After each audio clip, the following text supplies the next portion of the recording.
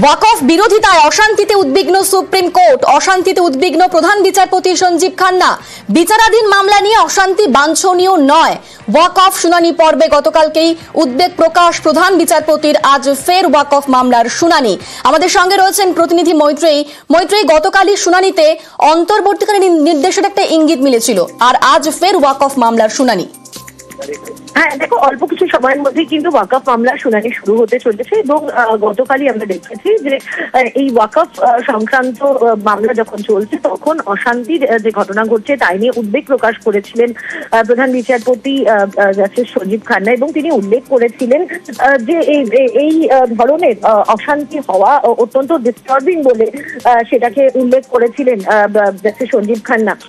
এবং আজকে সেই মামলার ক্ষেত্রে পিটিশনারদের তরফ থেকে এবং কেন্দ্রের তরফ থেকেও কিছু সওয়াল জবাব হওয়ার সম্ভাবনা রয়েছে। গতকালই প্রধান বিচারপতি জাস্টিস সঞ্জীব খান্না তিনি উল্লেখ করেছিলেন যে অন্তর্বর্তীকালীন একটি নির্দেশ দেওয়ার তারা সেদিকেই তারা এগোচ্ছেন, এবং অন্তর্বর্তীকালীন নির্দেশের ক্ষেত্রে কিছু প্রস্তাব তারা দিয়েছিলেন। তিনটে পয়েন্টের কথা তারা উল্লেখ করেছিলেন। ফলে আজকে দেখা যে সওয়াল জবাবের পরে তারা যে গতকাল যে প্রস্তাব দিয়েছিলেন সেই প্রস্তাবের কোনো বদল তারা করেন কিনা, নাকি সেই প্রস্তাবেই তারা বহাল থাকেন।